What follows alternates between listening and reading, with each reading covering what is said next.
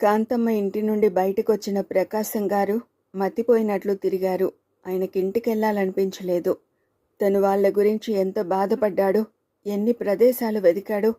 కాంతం మగపిల్లవాడిని కన్నదో, ఆడపిల్లని కన్నదో కూడా తెలియక, ఎక్కడుందో, ఏం తిప్పలు పడుతుందో తెలియక తనెంత కుమిలిపోయాడో కాంతానికి తెలిస్తే ఎంత బాగుండేది. అసలు తననేదైనా చెప్పనిస్తేగా. అసలు అన్నయ్యకి ఎలా తెలిసింది? శాంతతో చెప్తుంటే విన్నాడా? డైరీ కూడా చూసి ఉంటాడు. అంతకన్నా తెలియడానికి వాడికి అవకాశం లేదు. ఇది తెలిసే తను 2-3 సార్లు ప్రయాణం అయినప్పుడు ఆపేశాడు. అప్పుడు కాంతానికి ఉత్తరాలు రాశాడే, అవి కాంతానికి అందలేదా? ప్రకాశం గారు ఆలోచించుకుంటూ ఊరు దాటేశారు. ఒకళ్ళిద్దరు తెలిసిన వాళ్ళు పలకరించారు. ముభావంగా వారికి సమాధానమిచ్చి వంతెనకి దిగువగా కూర్చుని నిశ్చలంగా పారే కాలువలో నీటిని తదేకంగా చూడసాగారు. అలా ఆయన చీకటి పడే వరకు అక్కడే కూర్చున్నారు. ఆయనకసలు కదలాలని లేదు. శేఖరం కారు వంతెన దాటి రోడ్డు మలుపు తిరిగింది. కారు కాస్త ఎదరకు వెళ్ళి ఆగిపోయింది. మామయ్య ఎలా ఉన్నాడే, ఇక్కడ కూర్చున్నాడేమిటి అనుకుని కారు దిగాడు శేఖరం. ప్రకాశం గారు దగ్గరగా వచ్చి భుజం మీద చేయి వేశాడు.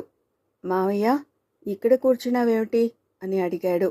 శేఖరం చెయ్యి పడేసరికి ఉలిక్కిపడ్డాడు. నువ్వా అన్నారు. ఇక్కడ కూర్చున్నావేం, చీకటి పడింది, రా వెడదాం అన్నాడు. ఆయన నెమ్మదిగా లేచి శేఖరం వెంట మౌనంగా వచ్చి శేఖరం పక్కన కూర్చున్నారు. కారు స్టార్ట్ అయింది. శేఖరం మేనమామకేసి చూసి, ఏం మావయ్య అలా ఉన్నావు, ఒంట్లో కులాసాగా లేదా? లేకపోతే ఇందిర గురించి దిగులు పడుతున్నావా? ఇందిర గురించి బెంగ పెట్టుకోకు మావయ్య, మేమంతా లేమో. మంచి రోజు చూడు, మనిద్దరం వెళ్ళి తీసుకొద్దాం. ఆయన అలా ఉండడానికి కారణం ఇందిర పురిటి గురించే అనుకున్నాడు శేఖరం. మీ మనసులు నాకు తెలుసురా, అందుకే అంత ధైర్యంగా ఇక్కడికి వచ్చాను. ఆయన గొంతు భారంగా ఉంది. మరి ఇంకెందుకు దిగులు? ఇక్కడికైతే వాళ్ళు పంపరా? ఇందిర గురించి కాదురా. ఆయన గొంతు వణికింది. ప్రకాశం గారికేసి కొద్దిగా తల తిప్పి, మరింక దేనికి అలా ఉన్నావు అని అడిగాడు. ఇందిర గురించి కాకపోతే ఆయనకి సమస్యలేముంటాయి? ఇందిర అత్తగారు కాస్త పేచికోర్లు అని విన్నాడు. ఇందిర గురించి కాదంటున్నాడు. ఆయన సీటు వెనక్కి జార్లపడ్డాడు. ఒకసారి కళ్ళు మూసుకుని తెరిచాడు. మీరా ఎవరో కాదురా శేఖరం, మీరా నా బిడ్డ. నేను చేసిన పిరికి పనికే వాళ్ల జీవితాలు అలా అయినాయి. ఆయన మాట పూర్తి కాకుండానే కారు సడన్ బ్రేక్తో ఆగిపోయింది. వాట్? మీరా? మీరా నీ కూతురా? పూర్తిగా ప్రకాశం గారికేసి తిరిగి నమ్మలేనంత ఆశ్చర్యంగా అడిగాడు శేఖరం. అవునురా, పొద్దున్న మీరా అని ఆ పేరు వినగానే ఉలిక్కిపడ్డాను. మీరాని చూస్తూనే ఆశ్చర్యపడ్డాను. మీరా అచ్చం తల్లి పోలికే. కాంతం. ఆయన ఆగిపోయారు. ఎలా? ఇంకెలా అడగాలో శేఖరానికి అర్థం కాలేదు.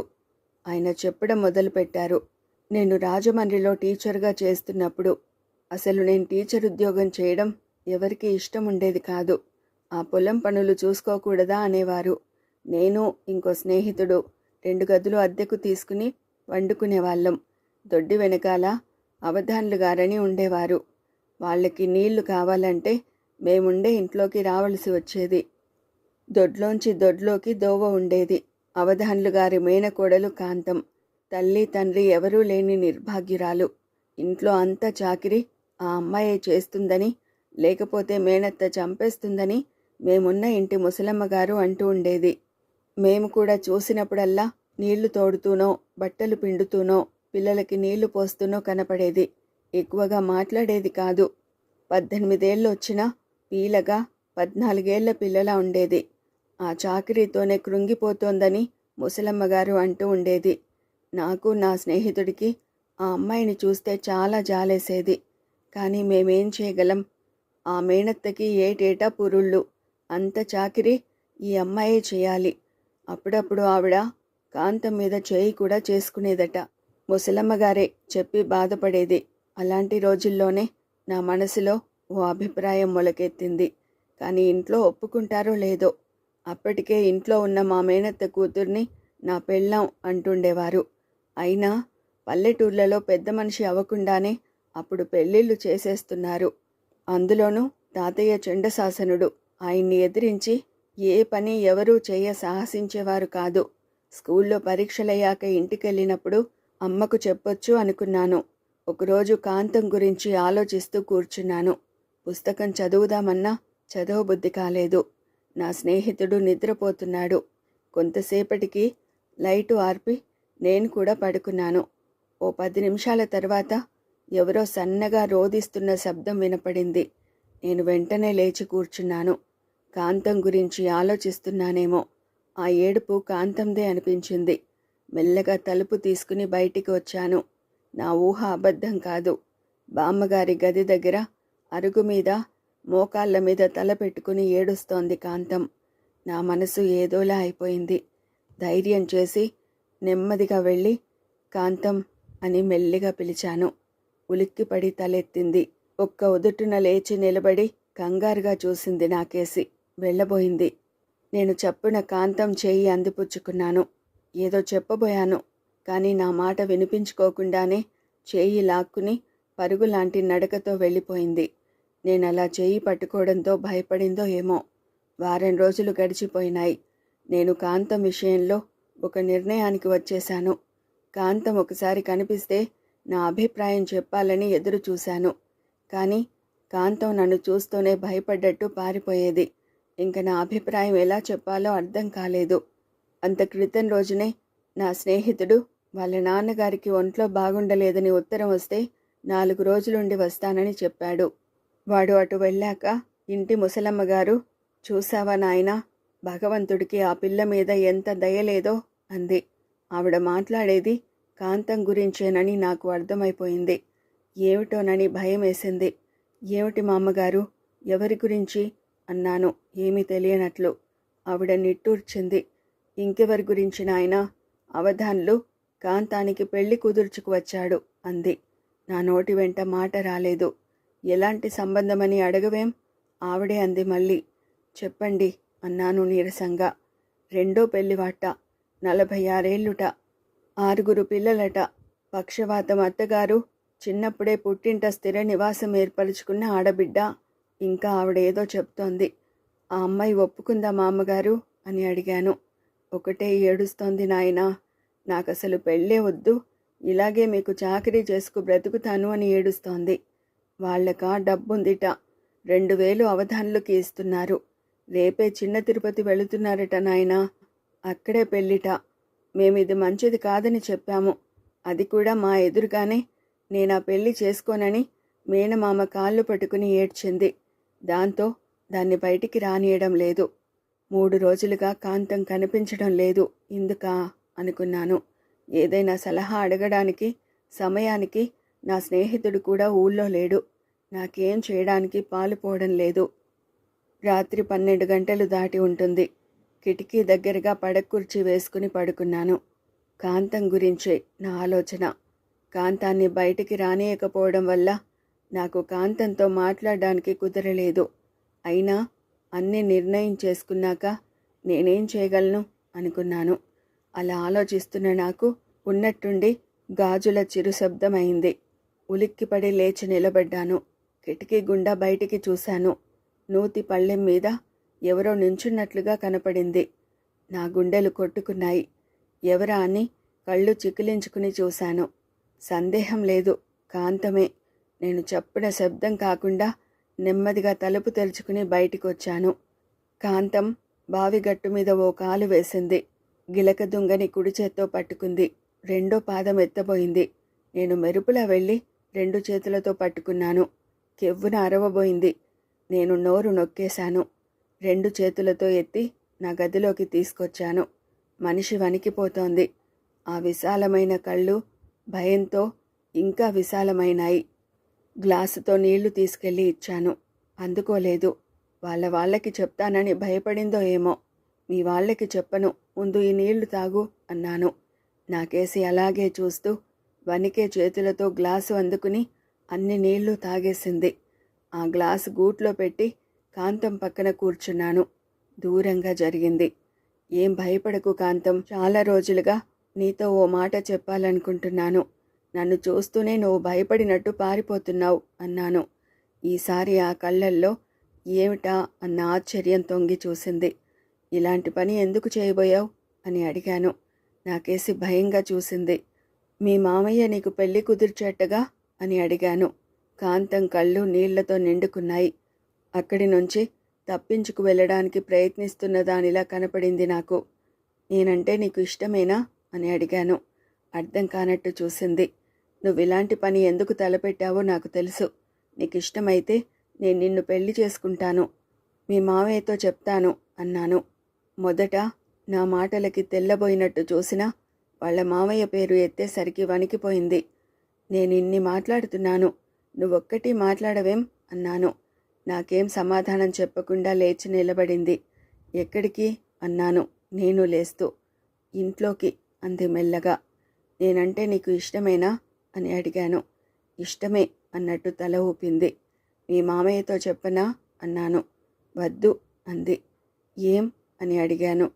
చంపేస్తాడు అంది. నేను చెప్తాను అన్నాను. కొద్దిసేపు మౌనంగా ఉంది. ఉన్నట్టుండి నాకేసి సూటిగా చూసింది. నిజంగా నేనంటే మీకు ఇష్టమా అని అడిగింది. అంత క్రితం మాటలు రానట్టుండే కాంతం అంత సూటిగా అడిగేసరికి కొంచెం ఆశ్చర్యపడ్డాను. ఇష్టమే అన్నాను. అయితే నన్ను పెళ్లి చేసుకుంటారా అంది.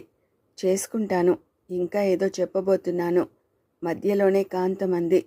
మీరు నిజంగా నన్ను పెళ్లి చేసుకోవాలనుకుంటే నా మెల్లో పసుపు కొమ్ము కట్టి మా మామయ్య వాళ్ళ కళ్ళబడకుండా ఎక్కడికైనా తీసుకుపోండి.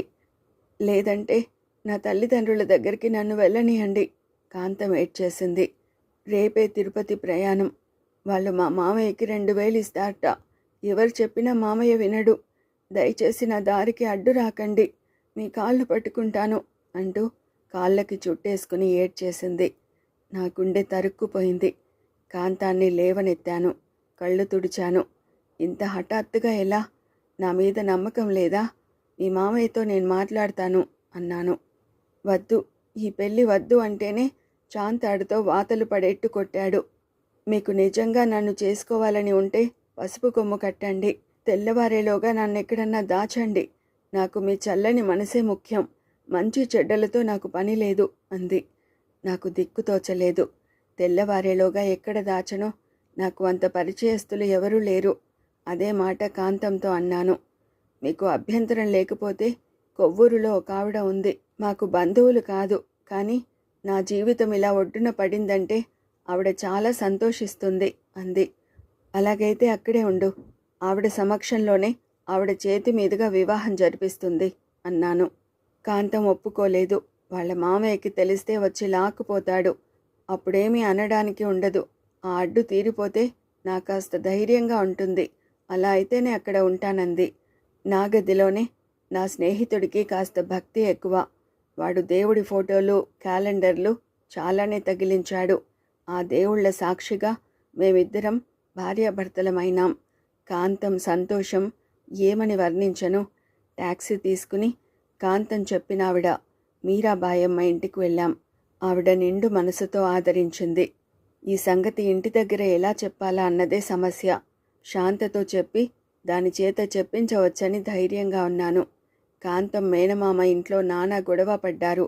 చిన్నప్పటి నుంచి పెంచి పెద్ద చేసినా విశ్వాసం లేదని వాళ్ళ అత్తయ్య నానా గొడవ చేసింది. ఇలాంటి ముదనష్టపు పిల్లని కొంపకి తీసుకొచ్చి నా నెత్తికెక్కించారంటూ మొగుడు మీద విరుచుకుపడింది. వచ్చే 2000 పోయాయని వాళ్ళకి చాలా బాధగా ఉంది. ఎటొచ్చి ఆయన పైకి తేలలేదు. ఆవిడ బయటపడిపోయింది. మేనత్త ఎప్పటికైనా ఎక్కడన్నా కనపడకపోతుందా? ఊరికే వదిలిపెడతానా అంటూ పెద్దగా కేకలు పెట్టింది. నా స్నేహితుడు ఊరు నుంచి వచ్చాక ఏమిట్రా ఇది అన్నాడు. నేను జరిగిన సంగతంతా చెప్పాను. నువ్వు ఆవేశంలో తొందరపడలేదు కదా అన్నాడు. లేదని చెప్పాను. అవధానులు గారు దూరపు బంధువులకి ఉత్తరాలు రాసి దగ్గరలో ఉన్న బంధువుల ఇళ్ళకి కాస్త ఏమాత్రం పరిచయం ఉన్నా గాలించి వచ్చాడు. నేను రోజు వెళ్ళి కాంతాన్ని చూసి ఇక్కడ సంగతులన్నీ చెప్పేవాణ్ణి. మీ వాళ్ళకి తెలిపారా అని అడిగింది. లేదు, పరీక్షలవగానే స్వయంగా వెళ్ళి చెప్తాను అని చెప్పాను. అలా నేను అన్నప్పుడు ఒక్కొక్కసారి భయంగా అపనమ్మకంగా కనిపించేది. నీకేం భయం లేదు, వాళ్ళేమనరు, నన్ను నమ్ము అని దగ్గరకు తీసుకోగానే చాలా ధైర్యంగా సంతోషంగా ఉండేది. నేను ఎప్పుడు వెళ్ళినా మీరాబాయమ్మ గారు ఏమీ అభ్యంతరం చెప్పేది కాదు. నా మీద ఆవిడకి ప్రత్యేకమైన అభిమానం ఉండేది. నాకు అన్నం పెడుతూ ఒక్కొక్కసారి అభిమానం నిండిన స్వరంతో అనేది, ఏం పుణ్యం చేసుకుంది నాయనా కాంతం. లేకపోతే ఇన్నాళ్లుగా చెర నుండి ఎవరు విడిపించగలిగారు? ఈ విషయం మీ వాళ్ళకి తొందరగా చెప్పడమే మంచిది బాబూ. నెల రోజులు గడిచిపోయాయి. నా స్నేహితుడు రోజు గొడవ చేస్తుండేవాడు. ఇంటికి ఉత్తరం రాయడానికి భయపడిన వాడివి ఎందుకంత తొందరపడ్డావు అంటూ. ఇంటి దగ్గర నాన్న పద్ధతి చెప్పినా వాడికి అర్థం కాదు. నువ్వనుకున్నంత మూర్ఖుని కానురా. నాన్న ఒప్పుకోకపోయినా నేను కాంతానికి అన్యాయం చేయను. పరీక్షలు దగ్గరకొచ్చాయి. నేను మధ్యలో 2 రోజులు కాంతం దగ్గరికి వెళ్ళలేదు. తర్వాత నేను వెళ్ళేసరికి నన్ను వాటేసుకుని చంటి పిల్లలా ఏడ్చేసింది. బ్రతిమాలగా ఊరుకుంది. ఎప్పుడైనా రాకపోతే ఇలా కంగారు పడి ఏడుస్తూ కూర్చోవద్దని చెప్పి ధైర్యంగా ఉంటానని మాటియమని మాట తీసుకున్నాను. తర్వాత నేను 1-2 సార్లు వెళ్ళకపోయినా అన్నం తినేది కాదుట. దిగులుగా కూర్చునేదిట. నేను వెళ్ళినప్పుడు మీరాబాయమ్మగారు చెప్పేది, 2 రోజులైంది నాయనా, 3 రోజులైంది నాయనా కాంతం నవ్వి అంటూ. పరీక్షలైపోయినాయి. 2 రోజులు కాంతం దగ్గరుండి వెళ్దామని వచ్చాను. కాంతానికి ఒంట్లో బాగుండలేదు, పడుకుంది. ఏమిటి సుస్తి అని కంగారుగా అడిగాను. ఏమీ లేదు అని నవ్వింది. డాక్టర్కి చూపించుకున్నావా అని అడిగాను. లేదని తలూపింది. ఎన్నాళ్ళ మట్టి అని కోపంగా అడిగాను. నేను వారం రోజులుగా వెళ్ళనందుకు దిగులు పడి చూపించుకోలేదనుకున్నాను. ఎందుకంత భయం? ఏం లేదు సిగ్గుగా నవ్వింది. అది నేనేం గుర్తించలేదు. ఇంతలో మీరాబాయి అమ్మగారు కాఫీ గ్లాస్తో అక్కడికి వచ్చింది. ఆవిడని అడిగాను, మీరన్న కేకులేసి చూపించొద్దా అని. ఆవిడ నవ్వుతూ, ఏం కంగారు లేదు నాయనా, ఈ టైంలో అలాగే ఉంటారు అంది. నాకు అర్థం కాలేదు. నువ్వు తండ్రివి కాబోతున్నావు. నేను బయలుదేరే ముందు నాన్నగారి దగ్గర నుండి రిజిస్టర్ కవర్ వచ్చింది. ఇదే టెలిగ్రామ్గా భావించి ఉన్న పళంగా రమ్మని. ఏమిటో అర్థం కాలేదు. కాంతానికి ధైర్యం చెప్పి 4 రోజుల్లో వస్తానని చెప్పి ఊరు వచ్చాను. ఇంటి ముందు పెద్ద పందిరి, ఇంటి నిండా చుట్టాలు. ఇంటి ముందు పందిరి చూశాక భయమైతే తగ్గింది. కానీ పెళ్ళి ఎవరిది? వర్ధని పెళ్ళా అనుకుంటూ లోపలికి అడుగు పెట్టాను. అడుగో పెళ్ళికొడుకు మాటల్లోనే వచ్చాడు అన్నారు 2-3. నా వెనుక ఎవరైనా ఉన్నారా అని తిరిగి చూశాను. ఎవరూ లేరు. వాళ్ళన్నది నన్ను చూసే. నా గుండె జల్లుమంది. వెంటనే నా నోటి వెంట మాట రాలేదు. తర్వాత తేరుకుని ధైర్యం తెచ్చుకుంటూ, ఎవరికి పెళ్ళి అన్నాను. ఇంకెవరికోయ్? నీకే సింహగర్జన. నాకా? లేకపోతే నాకా? అది వరకు నేను వర్ధనిని చేసుకోనని ఓసారి అనేసరికి నానా గొడవ అయింది. అమ్మ నన్ను లోపలికి తీసుకెళ్ళింది. ఏమిటమ్మా ఇది అని అడిగాను. అమ్మ ఏదో చెప్పబోతుంటే వెనకాలే ఉన్న నాన్నగారు, నీకు వర్ధనికి ఎల్లుండే పెళ్ళి, ఇంక నోరెత్తడానికి వీల్లేదు అన్నారు.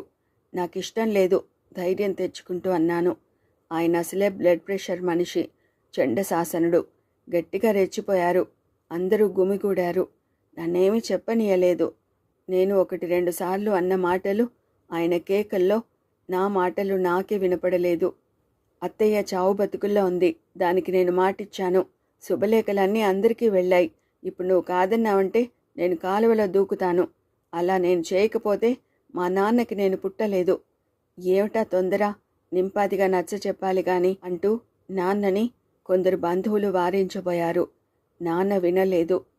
ఆ లోకంలో ఉన్న నా తల్లిదండ్రుల మీద ప్రమాణం చేసి చెప్తున్నాను, నువ్వు కాదు అన్నావంటే నేను తక్షణం ప్రాణం తీసుకుంటాను అరిచారాయన.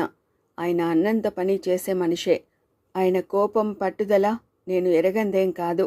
అమ్మ గొల్లున ఏడుస్తూ నా 2 చేతులు పట్టుకుని, నా పసుపు కుంకం నిలబెట్టు నాయనా, ఇవి చేతులు కావు అంది.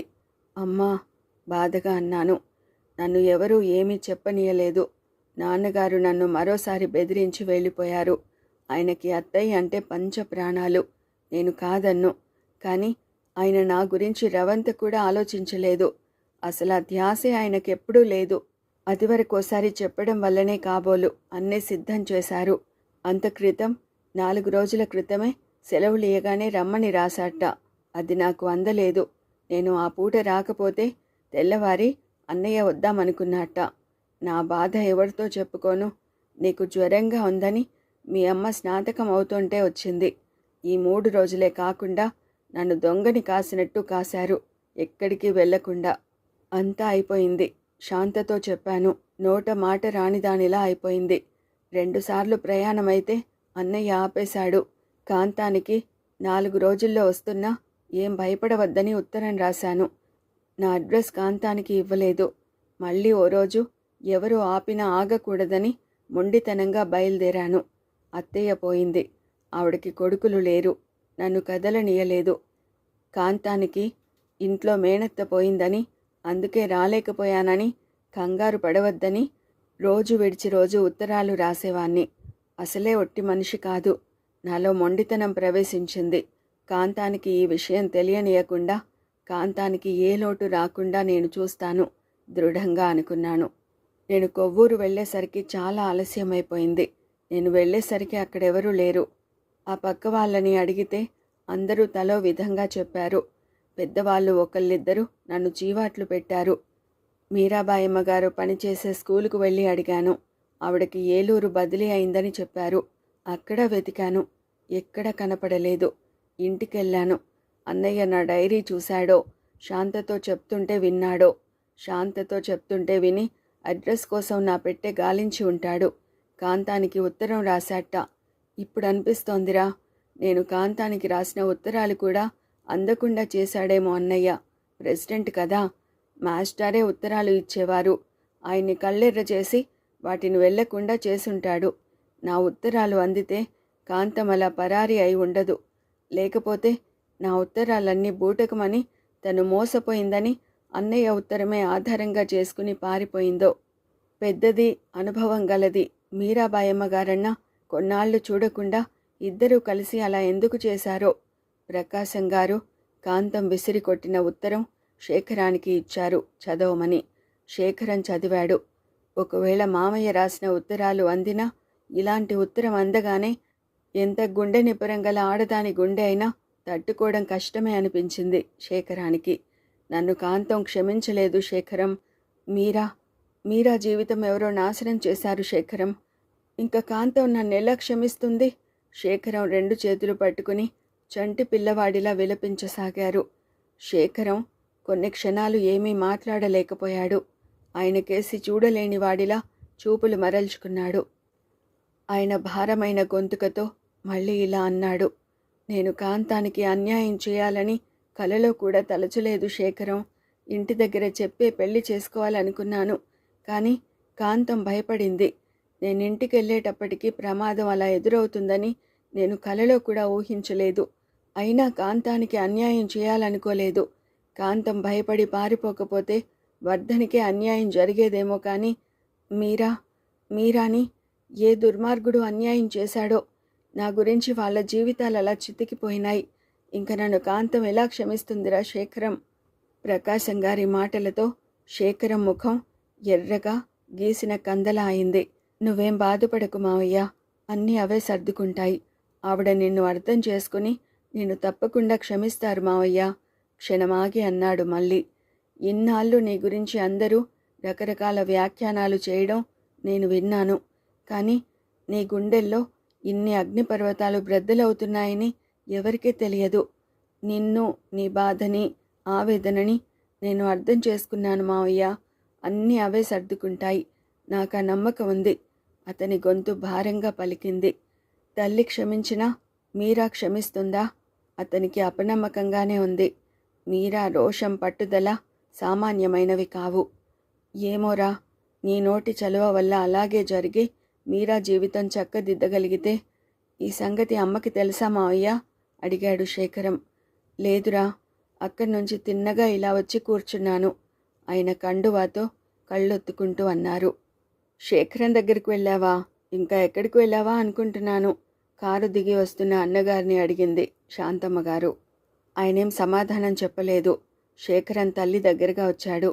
అమ్మా అని క్షణమాగి, మీరా మామయ్య కూతురట అన్నాడు. ఏమిటి? అర్థం కానట్టు చూసిందావిడ. అవును శాంత, నా కథ మర్చిపోయావా? మీరా నా కూతురు. మీరా పుటక కూడా ఎలాంటిదో అన్నావు పొద్దున, గుర్తుందా? నా పెరికితనమేనే వాళ్ళలా అవస్థలు పడ్డానికి కారణం. ఆయన కళ్ళల్లో నీళ్లు తిరిగాయి. శాంతమ్మ అన్నగారి దగ్గరగా వచ్చింది. ఆయన భుజం మీద చేయి వేస్తూ, నిజమా? ఆవిడని కలుసుకున్నావా? నమ్మలేనంత ఆశ్చర్యంగా అడిగింది ఆవిడ. కాంతాన్ని తలుచుకుని అన్నగారు ఎంత కుమిలిపోయింది. ఆవిడకి తెలియందేం కాదు. ఆ, కలిశాను. నన్ను బయటికి గెంటింది. నన్నెలా క్షమిస్తుంది శాంత? మీరాకి నువ్వన్నట్టు కొడుకు ఉన్నాడు. దాని జీవితం నాశనమైంది శాంత.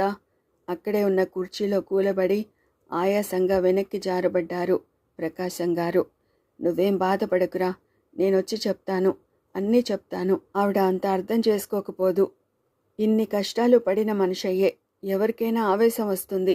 పోనీలే, ఎన్నాళ్ళు అన్వేషించావు, ఇన్నాళ్ళు ఎంత విరక్తిగా జీవించావు. దేవుడు కరుణామయుడు. ఆవిడకి నీకు ఈ వయసులోనన్నా మనశ్శాంతి చేకూర్చాలనే ఇలా ఒకచోట చేర్చాడు, ఓదారుస్తున్నట్టుగా అంది. కాస్త దూరంగా నిలబడి వాళ్ల మాటలు మౌనంగా వింటూ నిలబడ్డాడు శేఖరం. ప్రకాశం గారు భోజనానికి రమ్మంటే రానన్నారు. నాకు ఒక్క ముద్ద కూడా ఎక్కదమ్మా, వద్దు, నన్ను ఈ పూట బలవంతం చేయకు అన్నారు. శాంతమ్మ గారు ఎంతోసేపు బ్రతిమాలింది. శేఖరానికి కూడా చేయాలని లేకపోయినా అలాగైతే నాకు వద్దమ్మా అన్నాడు. మేనల్లుడు తన గురించే మానేస్తాడని ఆయన వచ్చారు. ఆయన పడుతున్న బాధకు రెట్టింపు బాధ శేఖరాన్ని మతిపోయేలా చేస్తోంది. ఎటొచ్చి ఆయన పైకి చెప్పుకుని ఏడ్చాడు. తనలో తనే బాధపడుతున్నాడు. అతని దీర్ఘశ్వాస నిట్టూర్పుగా వెలువడింది. అరుణ దగ్గర నుంచి ఆ పూటే ఉత్తరం వచ్చింది. ఆ ఉత్తరం అంతా మీరా గురించే. మీరాకి కూడా శేఖరం అడ్రస్కే కవర్ రాసింది. అది మీరాకి ఇమ్మని అన్నగారికి రాసింది. మీరా మంచి అమ్మాయి. నీకు మీరా అంటే అదివరకుండే కోపం లేదని తెలుస్తూనే ఉంది. కానీ మీరాకి నీ మీద కోపం పోనట్లుగా ఉంది. అందుకే నేను సాహసించి ఈ విషయం అక్కడ నీతో అనలేకపోయాను. హైదరాబాదులో మీరా అంటే నీకు బొత్తిగా పడని రోజుల్లో మీరా నువ్వంటే కోపం లేనట్టే ఉండేది. ఒకవేళ మీరా అక్కడికి వచ్చాక ఆమెని నువ్వేమన్నా అన్నావా? లేకపోతే అదివరకు నువ్వెంత నిర్లక్ష్యంగా ఉన్నా పట్టించుకొని ఆమె ఇప్పుడు నువ్వు అభిమానం చూపిస్తున్నా అలా ఎందుకుంటుందో నాకు అర్థం కావడం లేదు. నువ్వు అసలు విషయం రాసి నీ అభిప్రాయం రాస్తే నేను ఆమెకి రాస్తాను. అస్తమాను తల్లి అలా ఏడుస్తుంటే మీరాకి ఏమిటో అర్థం కాలేదు. తన మీద కోపమా అంటే అది అనిపించలేదు. రాత్రి తన దగ్గర కూర్చుని తను అన్నం తినే వరకు ఊరుకోలేదు. ఎప్పుడూ ఇద్దరూ చెరో గదిలో పడుకోవడం అలవాటు. అలాంటిది రాత్రి తనని కూడా తను పడుకున్న గదిలో తన మంచం దగ్గరగా మంచం వేసుకుని పడుకోమంది. రాత్రంతా ఓ చెయ్యి తన మీద వేసుకునే పడుకుంది. ఈ చేష్టలకి మీరాకి భయం వేసింది. అదివరకు ఈ సమస్యలేవీ లేనప్పుడు కూడా తల్లి ఇంత ఆప్యాయత చూపి ఎరగదు. ఆవిడ ఏదో ఒక పని కల్పించుకుని అవసరమైనప్పుడే మితంగా మాట్లాడేది. ఇంచుమించుగా ఈ 2 ఏళ్ల బట్టి అదీ లేదు. ఏమిటిలా ప్రవర్తిస్తోంది? ఒకవేళ నిన్న ఆవిడ వచ్చి వెళ్ళటంతో షాక్ తినలేదు కదా?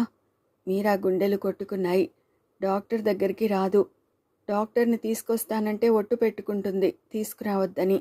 తల్లికి రెండోసారి కాఫీ ఇవ్వబోతే వద్దమ్మా, తాగలేను, వికారం పుడుతోంది అంది కాంతమ్మ. మీరా సగ్గుజావ కాచి తీసుకొచ్చింది. ఇది తాగు, కాస్త పుష్టిగా ఉంటుంది అని అంది. కాంతమ్మ కాస్త తీసుకుని ఇంక వద్దని పక్కన పెట్టేసింది. విజయ్ మీరాని పని చేసుకోనీయకుండా అడ్డం పడుతుంటే వాడిని పిలిచి పక్కలో కూర్చోబెట్టుకుంది. తల్లి చేసే ప్రతి పని మీరాకి ఆశ్చర్యాన్ని కలిగించి భయపెడుతున్నాయి. అదివరకు వాడలా పనికి అడ్డు వస్తే నువ్వెళ్ళు, నేను చేసుకుంటాను అనేది. అలా అనడంలో రవంత అభిమానం కానీ ఆప్యాయత కానీ ధ్వనించేది కాదు. వంట తర్వాత చేసుకోవచ్చు, ముందు డాక్టర్ దగ్గరికి వెళ్ళి రావాలి అనుకుంది మీరా. తల్లికి టెంపరేచర్ చూసింది. ఏం లేదు, ఒళ్ళు కూడా మామూలుగానే ఉంది. అమ్మా తలుపేసుకో, డాక్టర్ దగ్గరికి వెళ్ళొస్తాను అంది తల్లితో. నాకేం లేదమ్మా, వెళ్ళక్కర్లేదు అంది. అదివరకు మళ్ళీ విసుక్కోలేదు. తల్లి మాట ఆమె లెక్క చేయలేదు. హఠాత్తుగా తల్లి ఇంత ఇదిగా మారిపోవడం ఆమెకి భయం కలగజేసింది. క్రితం రోజు అలా ఆవేశం తెచ్చుకుని కొట్టడం, తను గోడకేసుకుని తల బాదుకుని సాయంత్రం వరకు ఏడ్చిన మనిషి తను హాస్పిటల్కు వెళ్ళి వచ్చేలోగా ఇంత మార్పు. మీరాకి భయంగానే ఉంది మరి. మీరా వీధి తలుపు తీసింది. అప్పుడే శాంతమ్మ గారు పైమెట్టు పైన కాలు పెడుతోంది. ఆవిడ్ని చూసి మీరా తెల్లబోయింది. క్రితం రోజు హాస్పిటల్కు వెళుతూ తను అన్న మాటలు గుర్తుకొచ్చాయి. తను తప్పించుకోవడానికి అంది, హాస్పిటల్ నుండి వస్తే అటు వస్తాను, లేకపోతే రేపొస్తాను అని. ఆవిడ అన్నంత పని చేసింది అనుకుంది మీరా. రండి రండి కంగారుగా ఆహ్వానించింది. గబగబా తల్లి గదిలోకి వెళ్ళి అమ్మా, అమ్మగారు వచ్చారు అంది. మీరాకి ఇంకా కంగారు తగ్గలేదు. అమ్మగారా? కాంతమ్మ కంగారుగా మంచం మీద నుంచి దిగబోయింది. అప్పటికే శాంతమ్మ గారు ఆ గదిలోకి వచ్చేసింది. కూర్చోండి, లేవద్దు, ఇప్పుడెలా ఉంది మీ ఒంట్లో అని అడిగింది. మీరా ఆవిడకి కుర్చీ తేవడానికి ముందర గదిలోకి వెళ్ళింది. అక్కడ ప్రకాశం గారు నిలబడి ఉన్నారు. ఆయన వచ్చినట్టు మీరా చూడనే లేదు. ఆమెను చూసి ఆయన ముందుకి 2 అడుగులు వేసి ఆగిపోయారు. మీరాని తనివి తీరా చూస్తున్నాయి ఆయన కళ్ళు. కూర్చోండి బాబుగారు, నిలబడే ఉన్నారు అంది మీరా ఆయనకి కుర్చీ చూపిస్తూ. ఆయన తడబడుతూ కూర్చున్నారు. శాంతమ్మ గారు తల్లికి ఒంట్లో బాగుండలేదని చూడ్డానికి వచ్చిందని అనుకున్న మీరా క్రితం రోజు ఆవిడ చూసిన చూపు ఇంత క్రితం వరకు ముల్లులా గుచ్చుకుని బాధించినా ఆవిడ అలా రావడంతో ఆ బాధని మర్చిపోయింది. కానీ వెంటనే ఇంకో అనుమానం తలెత్తింది. ఆవిడ తల్లిని చూద్దామనే వచ్చిందా, లేకపోతే శేఖరం ఏదైనా చెప్పగా వచ్చిందా? ఈ అనుమానం కలిగాక ఆవిడ తొందరగా వెళ్ళిపోతే బాగుండుననిపించింది. మీరా శాంతమ్మ గారికి కుర్చీ వేసి కూర్చోండి అంది. ఆవిడ రావడం కాంతమ్మకేమిటో కంగారుగా ఉంది. మీరా వాళ్ళిద్దరికీ కాఫీ పెడదామని లోపలికి వెళ్ళబోతుంటే 2 చేతులతో బొమ్మలు పట్టుకుని అక్కడికి వచ్చాడు విజయ్. వాడు ఎప్పుడూ ఇల్లంతా తిరుగుతూనే ఉంటాడు. ఎవరిదైనా కొత్త గొంతు వినిపిస్తే పెద్ద పని ఉన్నవాడిలా వచ్చి నిలబడతాడు. విజయ్ రావటంతో కాంతమ్మ ముఖం దించుకుంది. మీరా వాడిని లోపలికి తీసుకెళ్ళబోయింది. రాని మీరా, బాబూ ఇలా రా, ఆప్యాయంగా చేతులు చాచి పిలిచింది శాంతమ్మ గారు. మీరాకి ఏమిటోలా అనిపించింది. వాడి చేయి పట్టుకుని అలాగే నిలబడిపోయింది. విజయ్ తల్లిని ఆనుకుని శాంతమ్మ గారిని రెప్ప వేయకుండా చూడసాగాడు. శాంతమ్మ గారు విజయ్ని మళ్ళా పిలిచింది. వాడు తల్లి కుచ్చెళ్ళలో ముఖం దాచుకున్నాడు. ఆమె వాడిని తీసుకుని ప్రకాశం గారి ఎదుటి నుంచే లోపలికి వెళ్ళిపోయింది. కాంతమ్మ పడుకున్న గదిలోంచి దొడ్లోకి వేరే తోవలేదు. ప్రకాశం గారు విజయ్ని ఎత్తుకుని వెళుతున్న మీరాని చాలా ఆశ్చర్యంగా చూశారు. మీరా కాఫీ ఇద్దరికీ చెరో గ్లాస్తో పట్టుకొచ్చి ఇచ్చింది. ప్రకాశం గారు వద్దనకుండా ప్రసాదంలా అందిపుచ్చుకున్నారు. అసలు ఆయన గదిలో ఉన్న అలికిడే లేదు. శాంతమ్మ గారు మాత్రం ఇప్పుడే తీసుకొచ్చాను మీరా అంది. పర్వాలేదు తీసుకోండి అంది ఆమె. మీరు మా ఇంటికి ఎందుకు వస్తారమ్మా, తీసుకోండి. మీ గురించి అరుణ గురించి అమ్మాయి అస్తమాను చెబుతుంది అంది కాంతమ్మ. కాంతమ్మకి ఇంకా కంగారు తగ్గలేదు. ఎందుకు రాను, మీరా రమ్మంటే వస్తూనే ఉంటాను. కాఫీ గ్లాస్ అందుకుంటూ నవ్వుతూ అంది శాంతమ్మ గారు. ఎంత మాట, ఆవిడలా ఎందుకందో అర్థం కాక అంది కాంతమ్మ. మీరాకి ఆవిడ ఊరికే తల్లిని చూడ్డానికి రాలేదనిపించింది. మీరా కాసేపు అక్కడ నిలబడి ఖాళీ చేసిన కాఫీ గ్లాస్ తీసుకుని యువతలికి వచ్చేసింది. ఆమె అక్కడున్నంతసేపు కాంతమ్మ ఆరోగ్యం గురించే మాట్లాడసాగింది శాంతమ్మ గారు. సంభాషణ ఎలా మొదలు పెట్టాలో శాంతమ్మ గారికి అర్థం కాలేదు. కాసేపు నిశ్శబ్దంగా ఉండిపోయింది. తర్వాత శాంతమ్మ గారు గొంతు సవరించుకుని కాంతమ్మ చేయి మీద చేయి వేస్తూ అంది, మీరేమీ అనుకోకపోతే మిమ్మల్ని మాట అడగాలని వచ్చాను. కాంతమ్మకి ఆవిడ మాటలు అర్థం కాలేదు. ఆవిడ కేసి అయోమయంగా చూసింది. ఒక విధంగా మా అన్నయ్య తరపున మిమ్మల్ని క్షమించమని అడగడానికి వచ్చాను. కాంతమ్మ నిలువు గుడ్లేసుకున్న దానిలా చూడసాగింది. ముందు గదిలో కుర్చీలో కూర్చున్న ప్రకాశం గారు లేచి నిలబడ్డారు.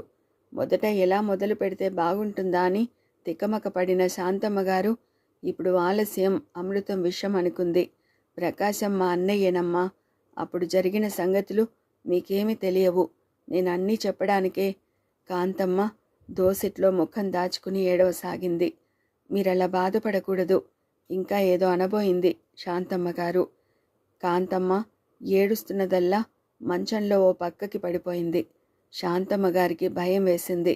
తల్లి ఏడుపు విని మీరా గబగబా వచ్చింది. ప్రకాశం గారు కంగారుగా వచ్చి గుమ్మం దగ్గరే ఆగిపోయారు.